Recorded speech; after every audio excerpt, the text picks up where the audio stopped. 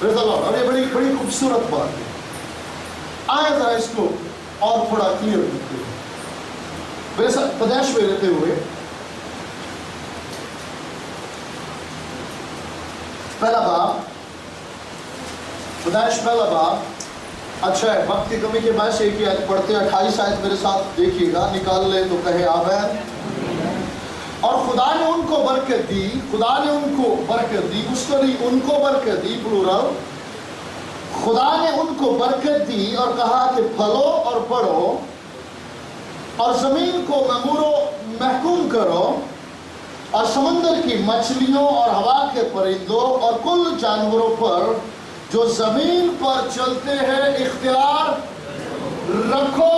इख्तियार रख नहीं, इख्तियार रखो। क्यों? क्योंकि एक से ज्यादा है।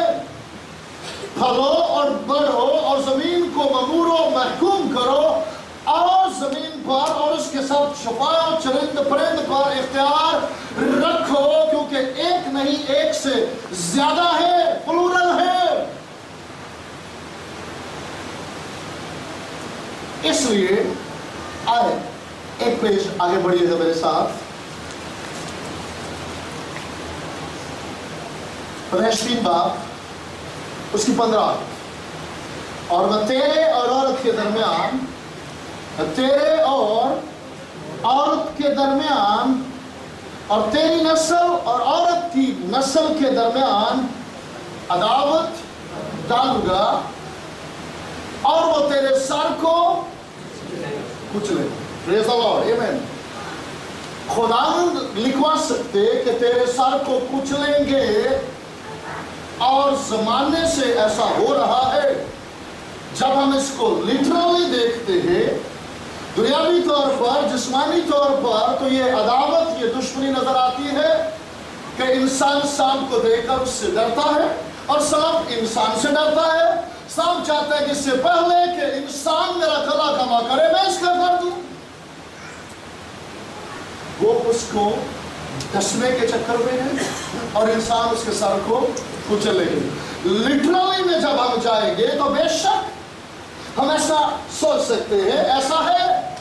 लेकिन हम बाइबल मुकद्दस में जब है, जब हम रूह में है, तो रूहानी तौर पर यह मुकशफा मेरे और आपके मुनज्जी यीशु के सिवा आप कहीं नहीं। वो तेरे सर को कुचलेगा, वो तेरे सर को कुचलेंगे नहीं, वो तेरे सर को कुचलेगा।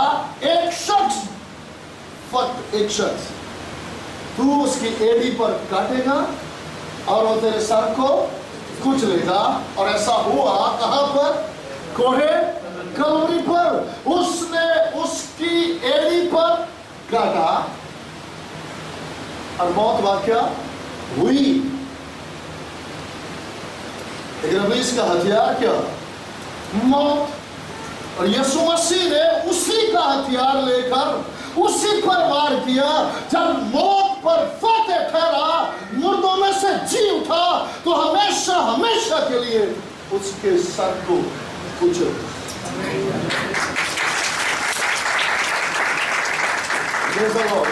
अब मौत पता का लुकमा लेकिन के लिए जो उसी यीशु में शामिल हो जाते हैं, जो शामिल हो जाते हैं, उनकी जो जिस्मानी मौत, ये फानी बदन, इससे मौत तो जरूर है, लेकिन जैसे यीशु मुर्दों में से जी उठा, इसी तरह हर ईमान लाने वाला उस पर मौत का कोई असर बाकी न रहा। जैसे यीशु मुर्दों में से जी उठा, इसी तरह ईमानदार मुर्दों में से जी उठा। आमीन। मैंने एक दो दफा सुना कि शायद आदम बता नहीं पाया हवा को फल के बारे में। आप में से कितने मुत्तफिक हैं कि आदम ने बताया? कितने हैं जो समझते हैं कि पता नहीं बताया या नहीं बताया? देखिए प्रेज़ द लॉर्ड, इसलिए आज मैं एक स्लो मूवी में थोड़ा चलना चाहता हूँ और इन चीज़ों को, ताकि हमें क्लियर होती है। हाँ जी, आदम ने हवा को खुदावंद ने किसे बताया कि इसका फल खाना, और इसका नहीं कहा जी आदम को। Praise the Lord. चलिए यहाँ तक तो मजबूत बुनियाद है हमारी, हालेलुया, कि हर फर्द इस बात पे मुत्तफिक है कि खुदावंद ने आदम को बताया। کہ بھائی تم نے نیکومت کی پہچان کے درخت میں سے نہیں کھانا. اب کتنے اس بات میں 100% جنہیں یقین ہے کہ خدا آدم نے ہوا کو بتایا؟ تو اس کے مطلب جتنے ہاتھ نیچے ہیں وہ تھوڑے ڈاؤن ڈاؤن دیکھیں، مطلب یہ کہ اس میں کوئی حرج نہیں. پریز دی لارڈ، آمین. آدم نے ہوا کو نہیں بتایا، لیکن ہوا نے آدم کو نہیں بتایا. آدم نے ہوا کو نہیں بتایا؟ اچھا ٹھیک ہے.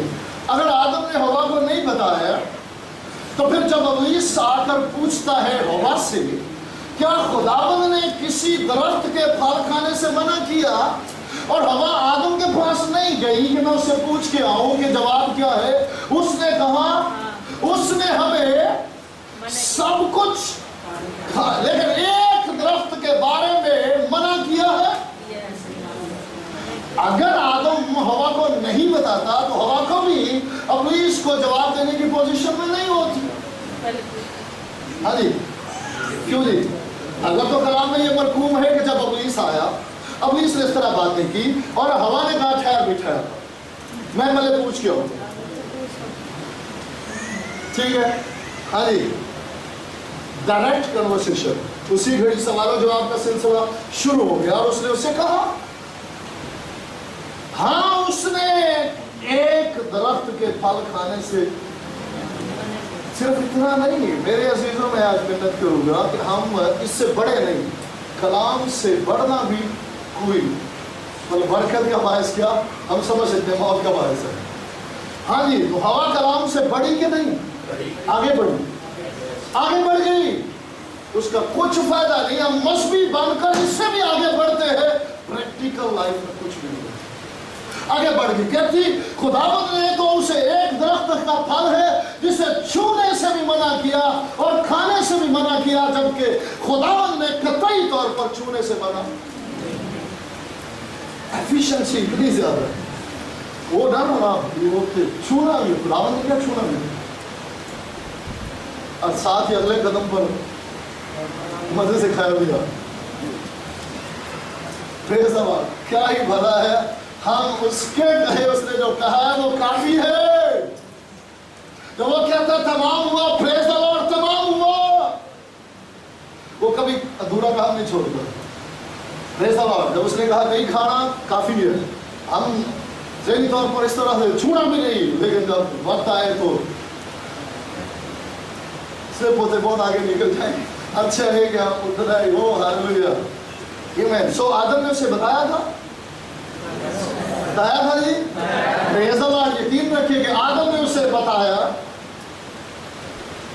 اس لیے آج میں کہہ رہا ہوں ہوا کی بیٹیاں اور سارا کی بیٹی، ہوا اور سارا. اور آدم نے ہوا کو بتایا، اور جب بہکانے والا آیا تو اس نے ضرورت ہی محسوس نہیں کیونکہ اسے سب کچھ پتا.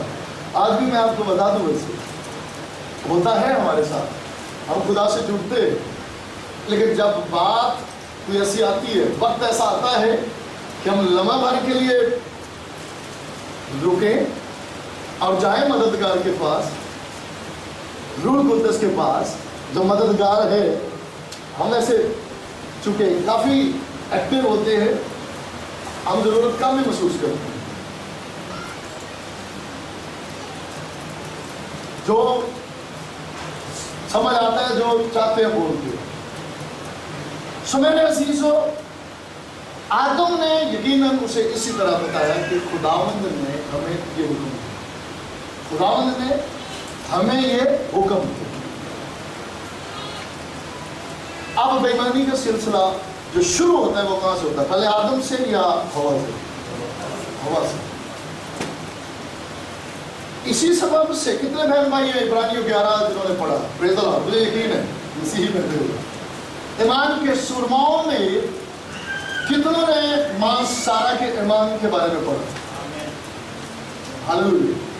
اگر نہیں پڑھا تو پھر میں محنت کرتا ہوں. کون سا چیپٹر؟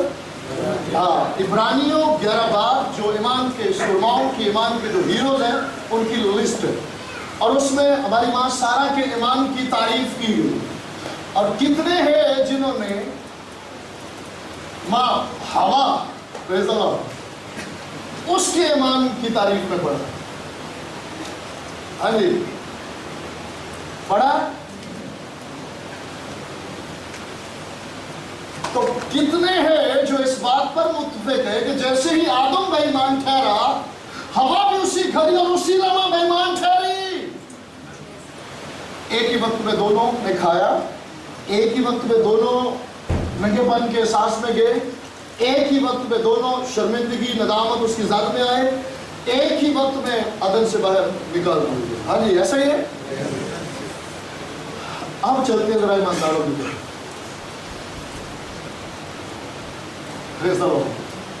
आप एक दूसरे जोड़े की तरफ चलते। खुदावंद का कलाम अब्राम पर जाहिर हुआ, नाज़िल हुआ या सारी पर? हाँ जी,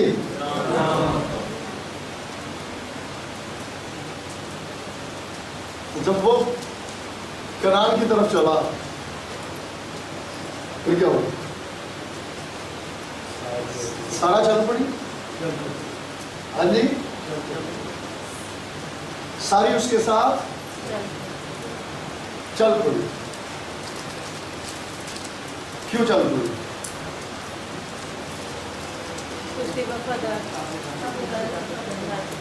फैसला कि वो अपने खामन की ताबेदार, लेकिन उसके साथ ही साथ, प्लीज आज मेरे साथ इकलामा के लिए खोलिए 12 बाब,